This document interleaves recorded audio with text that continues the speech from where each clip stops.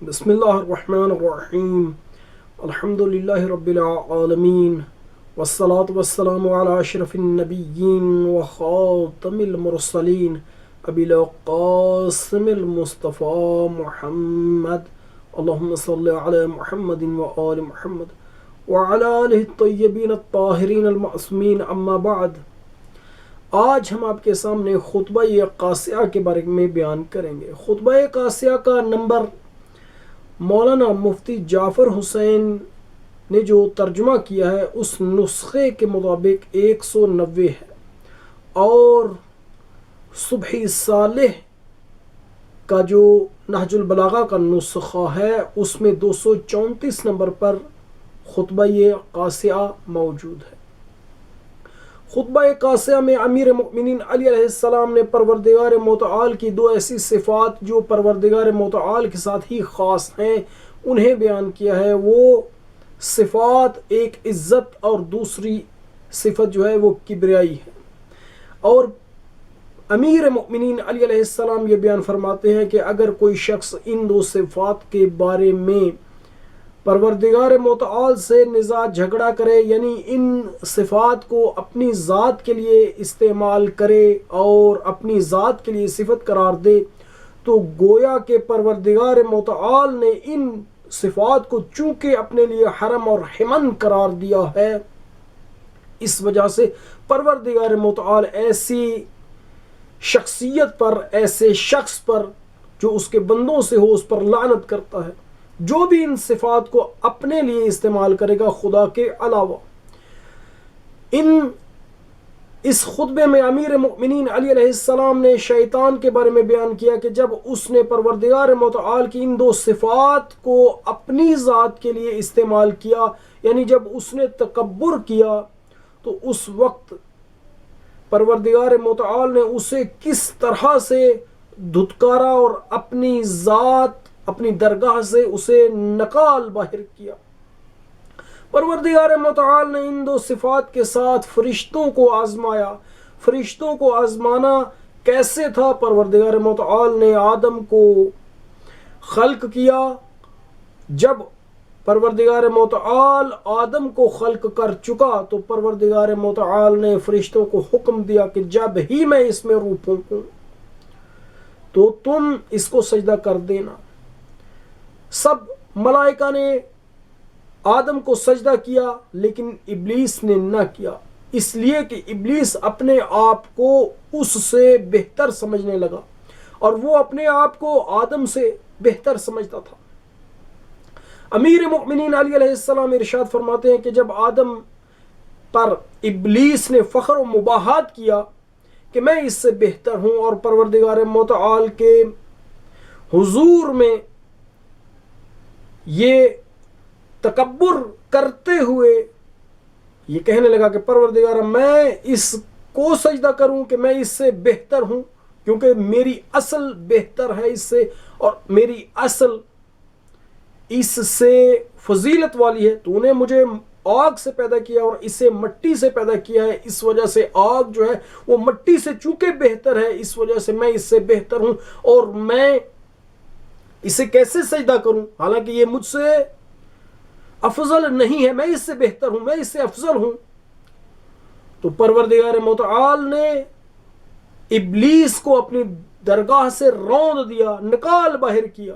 امیر مؤمنین علی علیہ السلام ارشاد فرماتے ہیں کہ حالانکہ ابلیس نے 6000 سال پروردگار متعال کی عبادت کی تھی، لیکن جب اس نے اس صفت کو جو خدا کے ساتھ خاص تھی، کبریائی، تکبر، اس نے اپنے لیے استعمال کیا اور وہ متکبر ہو گیا، تو پروردگار نے اس کو کیسے حقیر کیا، کیسے اپنی درگاہ سے دھتکار دیا، اور کس طرح سے اس کی آبروریزی پروردگار متعال نے ملائکہ کے سامنے کی، اور اس طرح سے فرمایا انک رجیم، تو روندہ درگاہ ہے، اخرج منہا فانک رجیم فان علیک لعنتی الی یوم الدین۔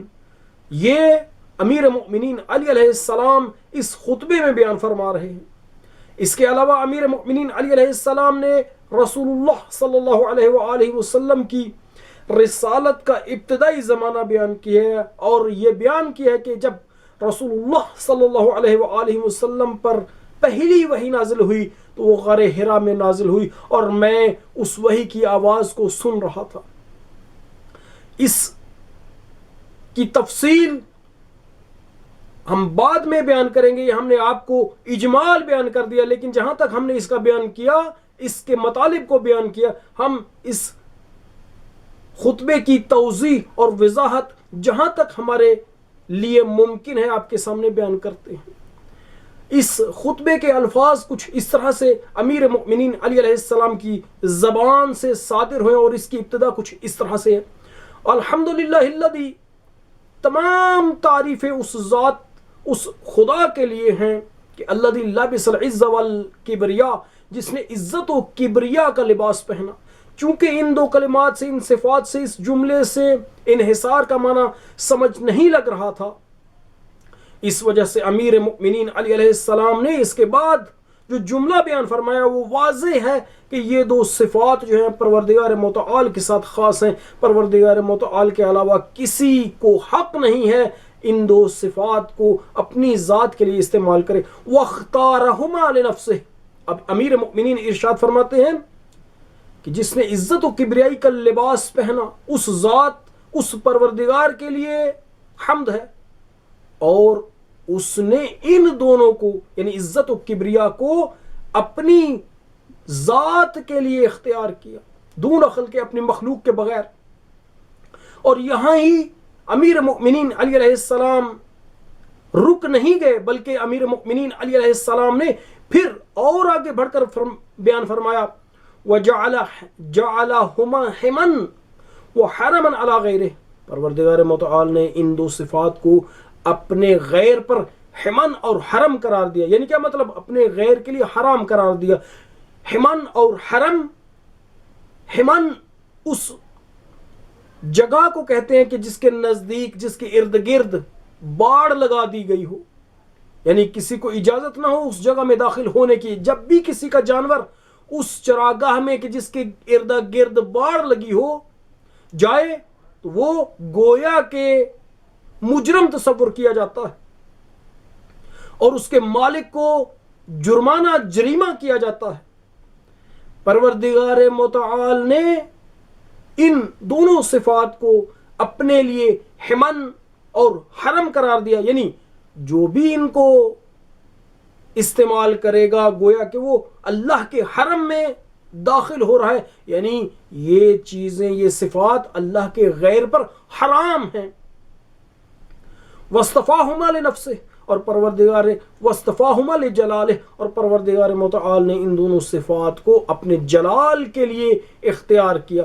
وَجَعَلَ اللَّعْنَةَ، اور اللہ نے لعنت قرار دی اس پر، عَلَى مَنْ نَازَعَهُ فِيهِمَا مِنْ عِبَادِهِ، اس پر لعنت قرار دی کہ جو اللہ سے ان دونوں صفات کے بارے میں، اللہ کے بندوں سے، خدا سے لڑے، منازعہ کرے، نزاع کرے، جھگڑا کرے، یعنی جو بھی پروردگار متعال کی ان دو صفات کو کہ جنہیں اللہ نے اپنی ذات کے لیے خاص کیا ہے انہیں اپنے لیے استعمال کرے، پروردگار نے اس پر لعنت کی ہے۔ ثم اختبر بذلک ملائکتہ، پھر امیر مؤمنین علی علیہ السلام فرماتے ہیں کہ پروردگار متعال نے اس کے بعد اپنے ملائکہ کو انہی دو صفات کے ساتھ اختبار کیا، ان کا امتحان کیا۔ المقربین، وہ ملائکہ کہ جو ملائکہ مقربین ہیں، ان کا امتحان کیا۔ لیمیز المتواضعین منہم من المستکبرین، تاکہ پروردگار متواضع فرشتوں کو متکبر فرشتوں سے جدا کر دے، تاکہ وہ جدا ہو جائیں، خدا کے سامنے معلوم ہو جائے، کھل کر آ جائے کہ کون ان فرشتوں میں سے متواضع ہے اور کون ان فرشتوں میں سے متکبر ہے، یعنی کون ہے جو خدا کی اس صفت کو اپنی ذات کے لیے بھی قرار دیتا ہے اور کون ہے جو خدا کے لیے ہی رہنے دیتا ہے، اپنے لیے تکبر کو نہیں، اپنی ذات میں تکبر کو اپنی ذات میں راہ نہیں دیتا۔ فقال سبحانہ، تو اللہ تعالیٰ نے فرمایا وَهُوَ الْعَالِمُ بِمُضْمَرَاتِ الْقُلُوبِ، تو اللہ تعالیٰ نے فرمایا حالانکہ پروردگار دلوں کی دلوں کے اندر چھپی ہوئی چیزوں کا عالم ہے.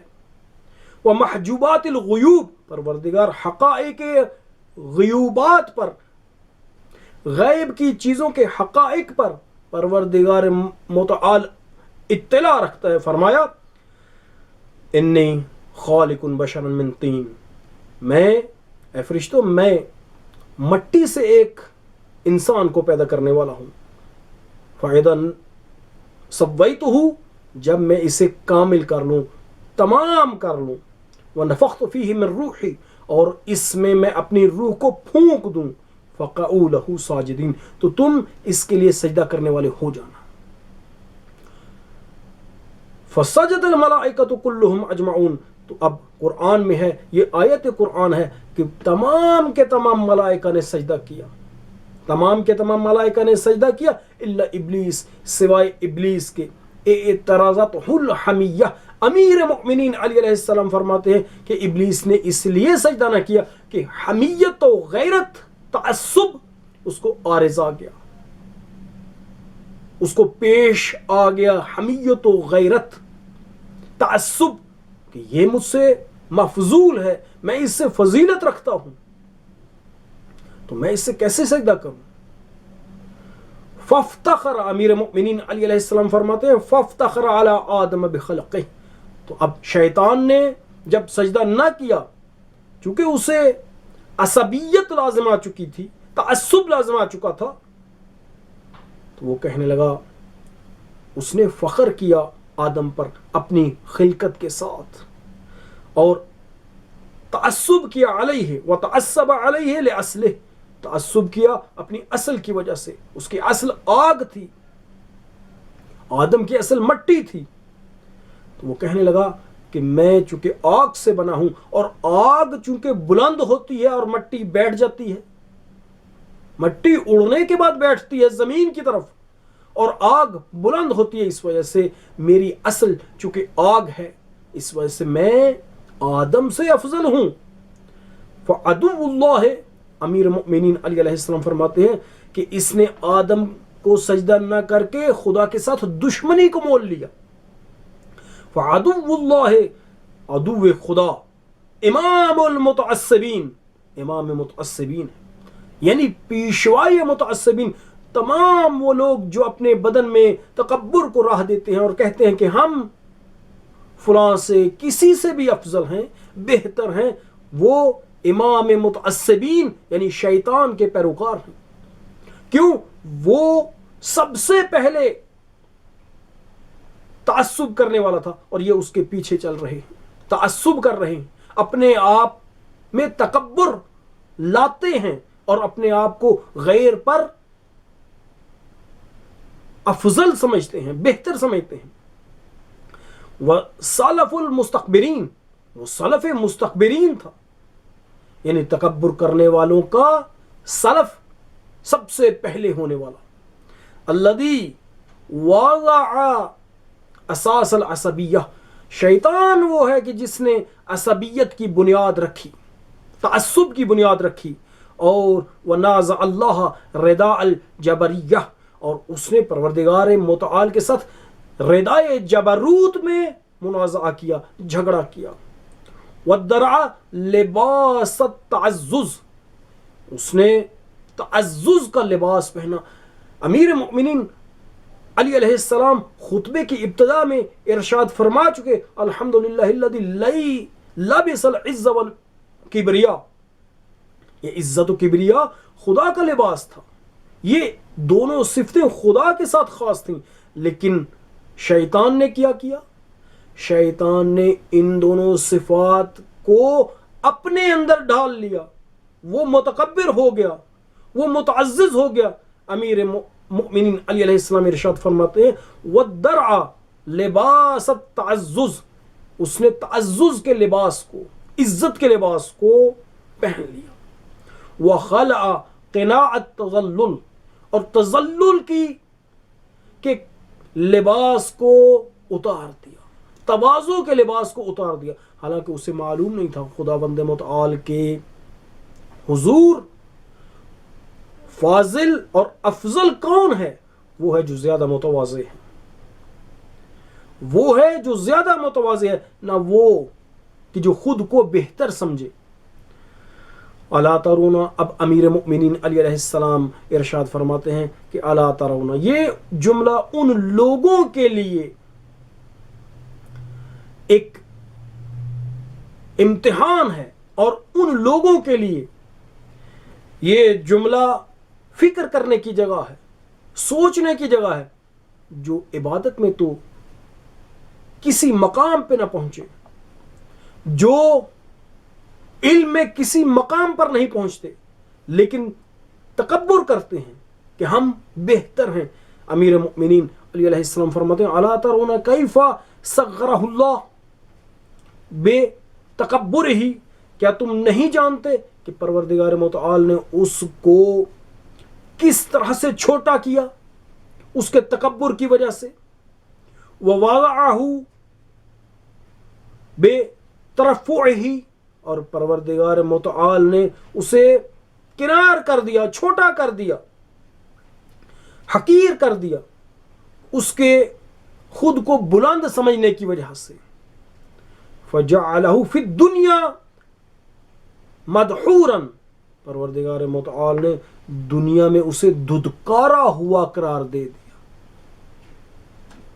وَأَعَدَّ لَهُ فِي الْآخِرَةِ سَعِيرًا، اور آخرت میں پروردگار متعال نے اس کے لیے جہنم کو قرار دے دیا، بنا دیا، آمادہ کر دیا۔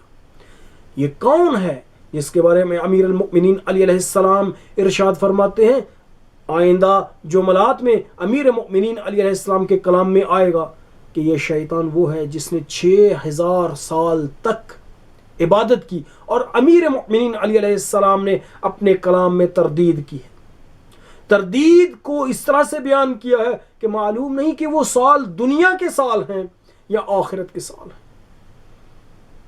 6000 سال عبادت کرنے والا، فرشتوں کے ساتھ عبادت کرنے والا، فرشتوں کے ساتھ حضور خدا میں حاضر ہونے والا، جب ایک لحظہ کے لیے تکبر کرتا ہے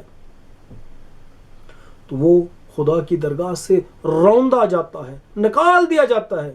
تو وہ لوگ کہ جو کچھ نہیں جانتے اور ان کے لیے کوئی عبادت نہیں اور ان کے لیے کوئی علم نہیں، انتہا کا علم بھی تھوڑا، عبادت بھی تھوڑی، لیکن کرتے ہیں تکبر، ان کے بارے میں، انہیں اپنے بارے میں کیا سوچنا چاہیے؟ ان کا خدا کے حضور میں کیا مقام ہوگا؟ انشاءاللہ کہ پروردگار متعال ہمیں امیر مؤمنین علی علیہ السلام کے کلام کو صحیح طور پر سمجھنے کی توفیق عنایت کرے۔ وصلی اللہ علی سیدنا محمد وآلہ الطیبین الطاہرین۔